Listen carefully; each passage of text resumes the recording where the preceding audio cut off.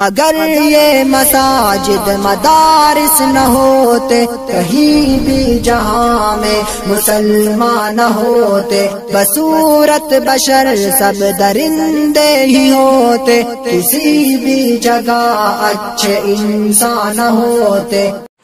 اور حضرت محترم صاحب اور دیگر علماء کرام، مفتیان نظام،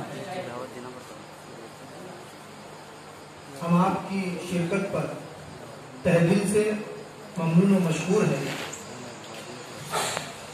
آج کا یہ جو اجلاس مختصر انداز میں رکھا گیا، اس میں انشاءاللہ طلباء کا جو سالانہ جائزہ ہمارے ممتحن حضرات نے لیا،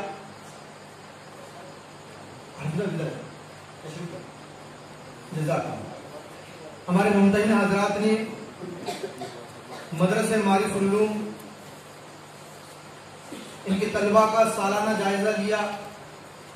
کچھ ممتحن باہر کے بھی آئے تھے، حضرت مفتی ضمیر صاحب و دیگر علماء کرام اور مدرسے کے اسٹاف نے بھی الحمدللہ تمام طلباء کا سالانہ امتحان لیا گیا، اس کی مجموعی رپورٹ تیار کی گئی، ان کے نتیجے تیار کیے گئے۔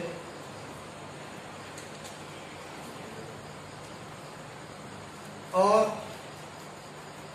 اب باری ہے پیش کرنے کی کہ سال بھر امسال 2019 اور 2020 میں طلباء اور اساتذہ کی کیا کارکردگی رہی، کچھ کمیاں رہی۔ انشاءاللہ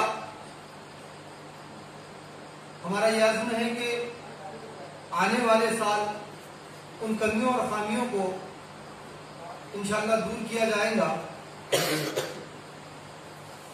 اور الحمدللہ جن طلباء نے امتیازی نمبرات حاصل کیے ان کو بھی انعامات سے نوازا جائے گا۔ ابھی بہت سے لوگ آنا باقی ہے۔